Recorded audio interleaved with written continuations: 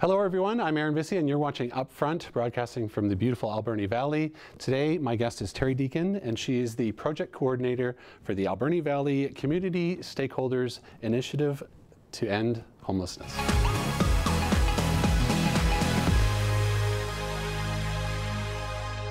So Terry, thank you very much for joining us today. I'm really glad you can come in and tell us about what you know. Yeah, no, it's great to see you. Hope to learn lots from you today. And maybe we can start a little bit by, let's talk about that long title. You gave me an abbreviation for it. I did, AVCSI. So it is a community stakeholder initiative to end homelessness because it's a group of stakeholders that have come together. Okay. And how did you come into this role? What was your part in it? So AVCSI started in 2008. They had a community plan to end homelessness, and they were volunteers, and it was really hard to get projects rolling when everybody is volunteering and everybody has their own jobs to go to. In 2015, they started, they had a consultant come in and do another plan for the community, and in that plan, one of the recommendations was they hire a project coordinator. So they put out a tender, and I applied, and they hired me on 16 hours a week to kind of move forward the plan that they had developed. And some of your educational background has It was actually you? perfect timing for my education because I had just completed my master's degree in community development, and it was like, okay, now I'm done. What am I going to do with it? And it was actually perfect timing. So it was a new project for me to take on so I can work on the community. Fantastic, and congratulations on that. Thank you. So tell me, let's summarize, why is homelessness a problem in the Alberni Valley? And that's funny, you know, I get asked that question a lot. People are saying, well, I don't see any homelessness. I don't see people on the streets, but there is homelessness in the Alberni Valley. We have lack of housing stock across the whole continuum of housing. So it's from housing for people who are hard to house right up to our seniors who are having difficulty finding places to go to. So it's not just the people that you see on the streets, it's everybody that is having difficulty with housing. And we're not the only community that's having difficulty with housing, but we are unique and we have our unique challenges. So we need a community plan, you know, to get it all together. But we did a homeless count back in November. It was the first one ever in the Alberni Valley, and we surveyed 73 people, and of those 73, 55 people had no place to go, no home to go to. And some of those were children, and a large percentage were Aboriginal. Wow. Yeah. So obviously there's different causes, different reasons why people are homeless. Our Shaw Cable team hit the streets and they actually chatted with some individuals, specifically one of our local firefighters, Travis Cross, and I'd like you to hear what he had to say.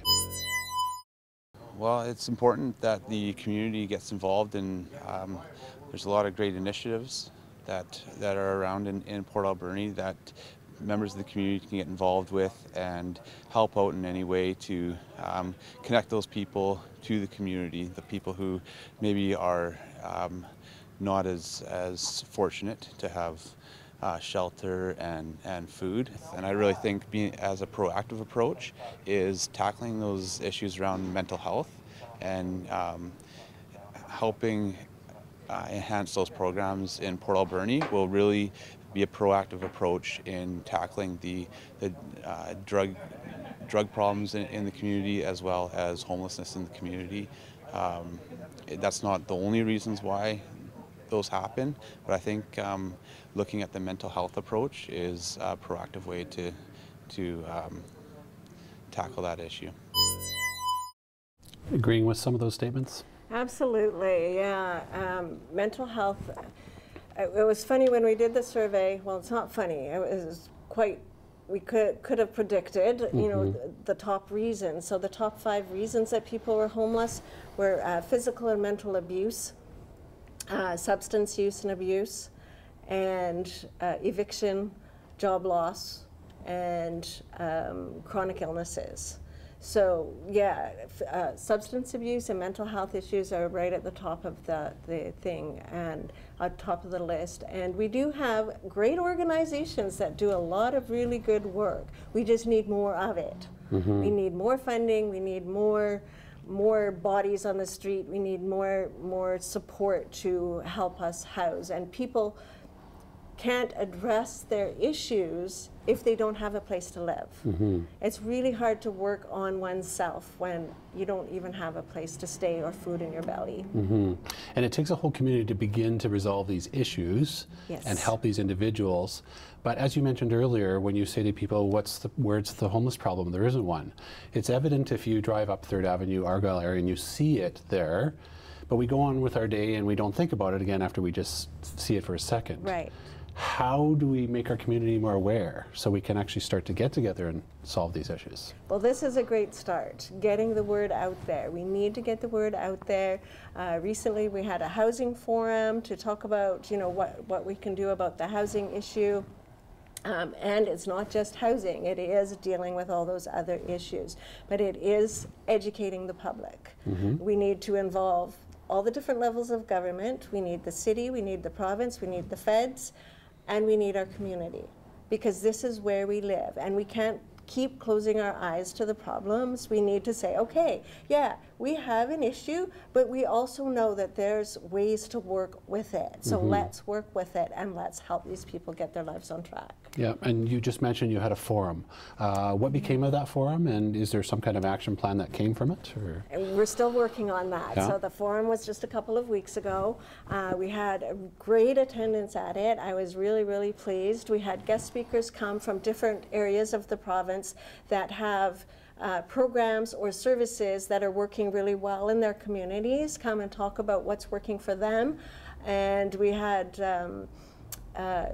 a mortgage broker talk about, you know, financing. We had city councilors there. We had everybody coming together to talk about, okay, this is what we can do. Now, how can we make that fit Port Alberni? So we're still working on that. What's going to become of that, and what steps can we take next? So there's a beginning of a housing solution starting to take place? There is. So what are some of those first steps? So we met with BC Housing and we talked to them about, okay, what can we do here in Port Alberni? And they said, whatever you want. You put the ideas on the table, we'll work with you. They'll come up with capital costs for us, but they don't come up with operating costs. So one of our big plans is to do seniors housing and to do supportive housing. For those things, we need operational costs. So it's putting the plan together so that we can make it sustainable. Because it's all good and well to build a house and put somebody in it, but if you don't have all those other supports and services in place for that person, what's going to happen? So we still are working on that plan and putting it together. And we have the municipality involved in that, and the city is behind it. And actually, the mayor's wife, Bonnie Rutan, has started a nonprofit society where they have taken over an apartment building, and they're getting the folks that it was a really low-end, run-down apartment building, and so they're getting the folks who live in that building to help them work on the building, because if they're investing their time and energy into it, then they're going to take more pride in living in it, and it will be more successful in sustaining itself. And they're also implementing low energy, so it's less costly for people to live there. Rather than giving them the fish, give them the rod so they can learn how to fish. Absolutely. Fantastic. So again, we were out on the streets and ran into a newer individual in Port Alberni who's just recently moved here, and she did have an interesting thought, and I'd like you to listen to what she said. Sure. I was thinking of to go see the city to maybe open a land with a tiny house community to help people who have less money to pay their bills. So they don't want to just work for paying all the bills, and also that maybe help for the homeless. Perhaps if there was a place where people could have tiny houses. Yes, and that was one of the things that was brought up at the forum. We had a really great presentation from a 10-year-old boy. Wow. Presented on tiny houses, and he was absolutely fabulous and quite knowledgeable. And the thing with tiny houses is the zoning with the city. That's what gets in the way. Right. Tiny houses are typically on foundations that are mobile, so they don't want to insure them because people can pick up and take off with them. Right. So there are a few issues that have to be worked out. However, there is an idea that if we had a plot of land, could we build some tiny houses on foundations so they can be taken away, so they're cheaper to run, and have a community kitchen. So we have all those ideas coming forward. It's putting them on paper, submitting them to BC Housing and to all the different funding agents that we can, so that we can get the funding to help, or a developer, an investor, somebody who wants to put money into it, because people who don't have money can't put into it to build. You're almost taking my next question away regarding funding, and that's, you know, who is going to pay for this? Is it provincial, federal? Is the city going to have to cough up some money first to get it going? I think the city's going to have to put their name on the table first. Say, okay, we've got a plot of land, or we've got a chunk of funding, or we've got something that we can give you. What can you do with it? The committee, the AVCSI, can come up with tons of different ideas. We actually have a plan for a seniors housing ready to go. It's shelf ready if somebody's willing to fund it. And we have the piece of property to go on. So there's all the ideas out there. So if the city will come on board, I know that our MLA is on board, I know our MP is on board, they will go to bat for us, whatever we need. So, but they can't just hand over a bunch of money. We have to get the funding where we can, and BC Housing is a great place to start. The political wheels take time. They do. So is there a goal in mind, as a timeline, or we're going to have something set up by? We're hoping that we can do that over the summer. We're actually going to take a little bit of break from AVCSI over the summer months, but some of us are going to keep a committee going to talk about, okay, let's not let this just fall away. We've got everybody interested. We had all the political figures at our BC Housing meeting. We've got them all excited, so let's keep this going, but we have to have a plan that we can present that says, okay, this is ready to go. Now, where can we go from here? Help us, please, right away. So there's a rumor out there, it's been going on for years, about different events in bigger cities, and bigger cities shift homeless people to other smaller cities, and they say you can go to Deakin or Port Alberni or Campbell River. Talk about that. Is it true? Absolutely it is. So how does that happen? What Even is other smaller places refer people to come to Port Alberni. I was just in Campbell River, and I was talking to one of the service providers there, and he was like, yeah, absolutely. We tell people to go to Port Alberni. We have a little bit better of a vacancy rate than Campbell River does. They have a negative vacancy rate in Campbell River. I know that people have been sent here because we ask people when they come through our business, where did you come from? Why did you come to Port Alberni? We were suggested to come here because it's less expensive to live here, and there's lots of services here. So you are in the business of employment. I am. Where do you see that? Has it changed over the years? Are you being able to place people more now in Port Alberni? Is there enough jobs here for people to continue to move here? Well, tough question, I'm sure. Yes. Sword, kinda. There are jobs, and there are jobs for skilled people. So I work with a population of individuals who have barriers to employment, and it's much more difficult to place people who have barriers than it is to place somebody who is skilled. So there's lots of people who are unemployed. So those who have skills can move to the community and get a job, where somebody who we may have been working with for 5 years is having difficulty finding employment because they still have these barriers that are getting in the way. And is that you guys that provides that training, or is there other areas of training that they can get in? We do. We have the employment program of BC is actually a really good program for providing training for people. So we can pay for skills training, we can pay for tuition, we can pay for books, we can pay for transportation, accommodations if they have to go out of town to get training. There is a lot that we can do to help support people, but people have to be willing to be able to do that. Of course, yeah. It's the individual themselves that has to have that moment in their life that makes them want to have help. Is that correct? Absolutely, yeah. Do you want to expand on that for me? Yeah, I do. And I know from a place of my own. So at one point in my life, I had chosen to be a crack cocaine addict. And at that time, it was over about a period of a year, and I lost my job, I messed up a relationship, I lost my place to live, and one day my daughter said to me, "Mom, you can't let this happen to me." And I was like, "You're right, I can't." So it was at that point that I made a change in my life, and I had to stay with a friend for a while. So back then I didn't think of it as couch surfing, but absolutely that's what I was doing. When you look back, it's, yeah. Yeah, and until I finally had to move out of the community that I was in. I was out on the West Coast, and I moved back to Port Alberni, which had been my home for a time before. And I had to get myself to counseling, I enrolled in some education, I got a job. I was really fortunate that people took a chance on me. And that's why I want everybody else to know in the community to take a chance on somebody.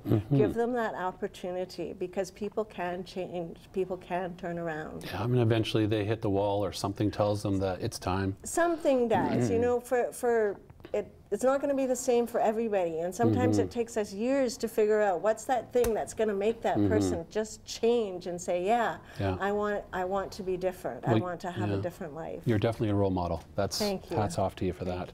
And you know, it gives them hope too, right? That you know, I'm there and maybe things can turn around for me. Speaking of hope, have you heard of Medicine Hat? Yes. So you know about that project, the Housing First project? Yes. And I did a little bit of reading on it and found it quite interesting that they started in, I believe it was 2009, where they pledged to end homelessness, and they pulled it off by 2015. Yes. Do you know about that story? I do. Do you want to talk about it? I do. I love the Housing First project because I'm a huge advocate of that. If I didn't have a house to live in, I wouldn't have been able to turn my life around. It has to start from there. So with Housing First, it's not about we're going to give you a house and everything is going to change. It's not about that. It's about people who have been living on the streets or living in shelters or whatever. If they can have a place to live in, a place to call their own, and we can provide the support. So it's not just, okay, now you have a house. You have to agree that we're going to be able to come in and see you once a week or twice a week, and then people start working on, okay, now I can get things together. I mean, I have this house, I'm paying my bills, things are being looked after, I have a shower, I have a laundry facility, you know, I can look after all of those things, I have food in my belly, and now I might be able to think about going to addictions counseling or getting some mental health support or looking after my physical disabilities. Whatever it is that has gotten that person to where they are, that needs to be worked on next. But the thing is, we have to have a house to work from. So we have to increase our housing stock, and then we have to be able to place people in that housing and provide them the support that they need to maintain it. And what I found interesting when I was reading up on this is the mayor commented for Medicine Hat saying it costs about $20,000 to house somebody a year. It costs about $100,000 if they're on the street.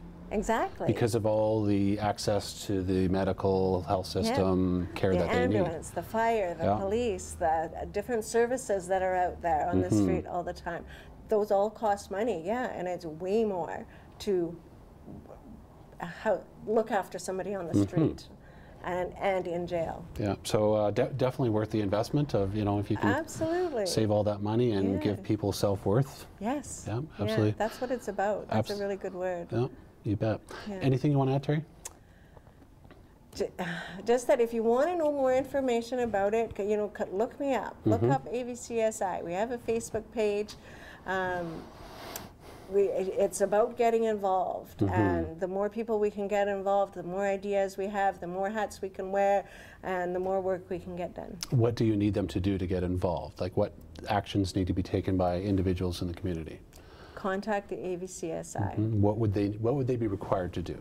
Well, we have meetings once a month, so you're only required to do what you want to do, right? So if people want to invest, or if people want to sit on the committee and talk about ideas, if people want to advocate for individuals who are homeless, there's lots of things out there to do. They just have to get in touch with us, and we'll work with people's strengths. What are your strengths? What are your abilities? What do you want to do? Excellent. Very good. Yeah. Well, thank you very much for sharing this information with us. Perhaps we can check back with you in a number of years and see that the problem is going away. That would be great. Wouldn't it? It will be going away. Excellent. All right. Glad to hear that.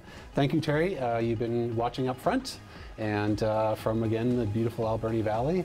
If you do want to get involved, Terry just gave you one way, but if you have something to say, I suggest you do get involved. I'm Vissia for Shaw TV.